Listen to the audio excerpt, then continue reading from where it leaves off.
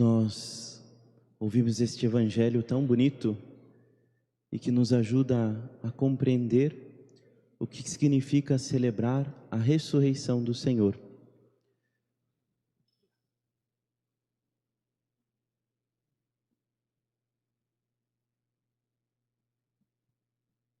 Nós ouvimos o evangelho, talvez um dos mais conhecidos, da Sagrada Escritura, dos evangelhos, do Evangelho de Lucas sobretudo, que é este capítulo 24, os versículos de 1 a 11, que nos mostram esta caminhada dos discípulos de Emaús, que se encontram com Jesus, inicialmente não lhe reconhecem, e depois, ao partir o pão,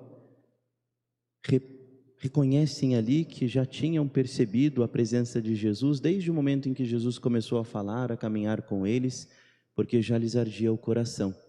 Então é muito profundo esse texto, porque é algo que acontece na nossa vida ainda hoje, Quando nós participamos, sobretudo da Sagrada Eucaristia, nós ouvimos a palavra de Deus, Jesus fala conosco, Ele que é a palavra encarnada, a palavra eterna do Pai, vem à nossa vida, entra pelo nosso ouvido, aquece o nosso coração, e depois Ele permanece conosco, celebrando a oração, sobretudo a parte eucarística da missa.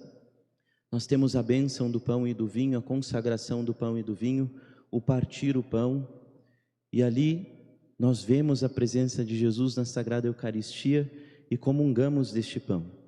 E assim como os discípulos de Emaús, ao reconhecerem Jesus, não permaneceram indiferentes, nós também somos chamados, ao final de cada celebração eucarística, a voltarmos para casa com o coração preenchido da sua presença para anunciá-lo ao mundo, anunciá-lo no trabalho, com os nossos colegas, na nossa família, Quantos lares nossos que somente um ou dois participam da nossa comunidade, nós precisamos ali continuar testemunhando, muitas vezes com o silêncio, somente com a nossa fé, que Jesus é alguém que está vivo, ressuscitou e que faz a diferença na nossa vida.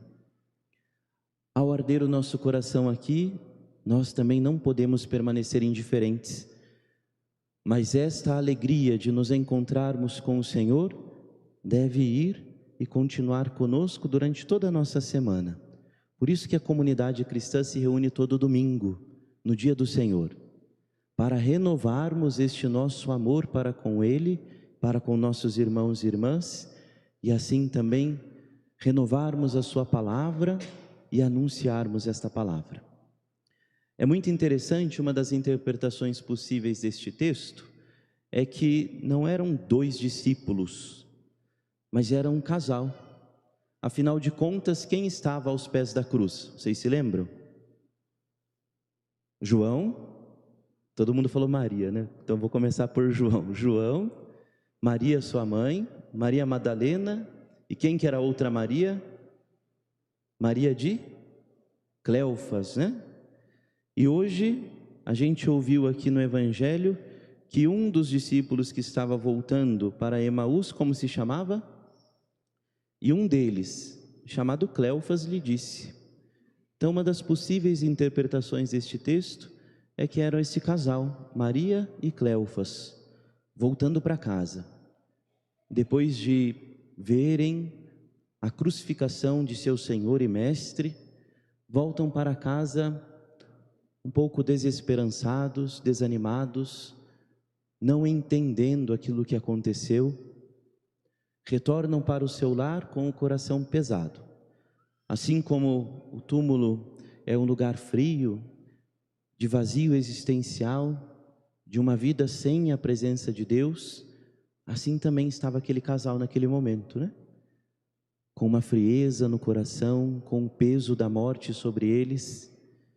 E aí Jesus aparece no meio dos dois e começa a conversar com eles. E aqui tem algo muito interessante também. Nós todos vemos os sinais da presença de Jesus. A comunidade reunida ontem era visível aqui, que a luz do Círio Pascal é a luz do ressuscitado. Cantávamos juntos, Anunciávamos esta noite tão feliz que mereceu tão grande e tão belo Redentor, víamos a presença do ressuscitado entre nós. Os sinais estão presentes, mas nós precisamos da fé para reconhecê-lo. Os dois estavam caminhando, Jesus aparece no meio deles, mas eles ainda não conseguiam reconhecer a presença de Jesus ali naquele homem.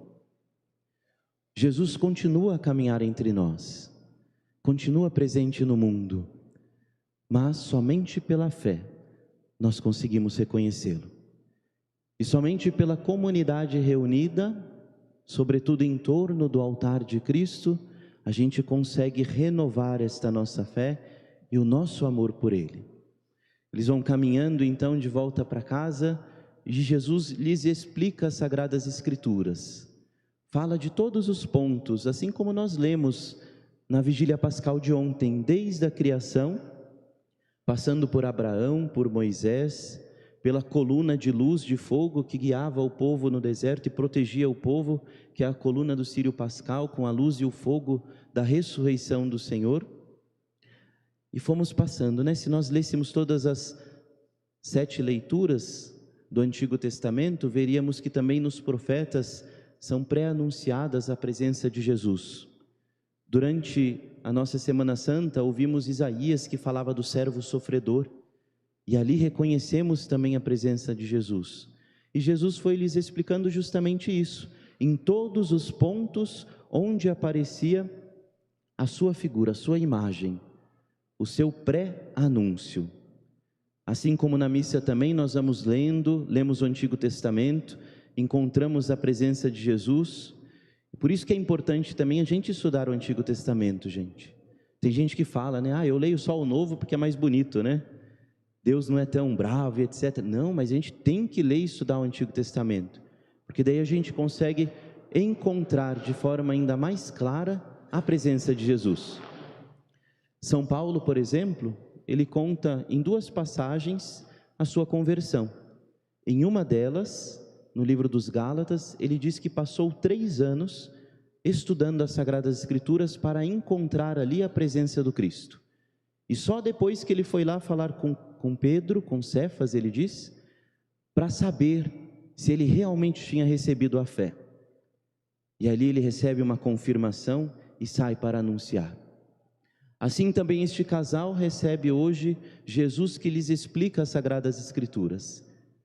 E depois, quando chegam em casa ao anoitecer, reconhecem que Ele que estava ali é a luz que lhes ilumina. Ao partir o pão, ao celebrar a Sagrada Eucaristia, reconhecem a presença de Jesus e por isso saem para anunciar aos outros este Senhor que nos ama. Tem um dos padres da igreja que ele utiliza a imagem do coração para expressar justamente este momento que nos reunimos aqui e este momento em que este casal se reuniu e se encontrou com o Senhor. Ele diz assim: assim como o coração tem um movimento de sístole e de diástole, assim também a nossa comunidade tem este movimento. Nós nos reunimos aqui, recebemos o oxigênio da vida nova do Santo Espírito de Deus, que o Cristo ressuscitado sopra sobre nós, e voltamos para o mundo, para levar esse oxigênio de vida nova a todos os lugares. A nossa vida eterna, escondida em Deus, como nos diz a segunda leitura, ela deve brotar do fundo do nosso ser, deve ser esta luz do Cristo que nos ilumina, que está ali, que habita em nós, e sair de nós para revelar ao mundo a presença de Jesus, para transmitir aos outros a fé, este oxigênio do Espírito de Deus, do Cristo ressuscitado, para este nosso mundo que tanto precisa da luz que iluminou o sepulcro e que ilumina as nossas trevas. Este é o dia, queridos irmãos e irmãs, que o Senhor fez para nós. Por isso é dia de alegria. Durante estes 8 dias, dias de oitava de Páscoa, nós cantaremos: este é o dia que o Senhor fez para nós. Alegremo-nos e nele exultemos, porque Ele é a alegria verdadeira, a paz sem fim da nossa vida, a nossa vida eterna, que já aqui se faz presente. Por isso também cantemos juntos este refrão tão bonito do nosso Salmo 117, que nos recorda isso. O povo de Israel ia caminhando para o templo para celebrar as suas celebrações, a Páscoa, a celebração das tendas, cantando este salmo, reconhecendo que o Senhor nos ama, nos acompanha, e assim também com este canto, renovando a alegria da nossa vida. Este é o dia que o Senhor fez para nós, alegremos e nele exultemos. Este é o dia que o Senhor fez para nós, alegremos e nele exultemos. Vamos agora juntos renovar a nossa profissão de fé. Creio em um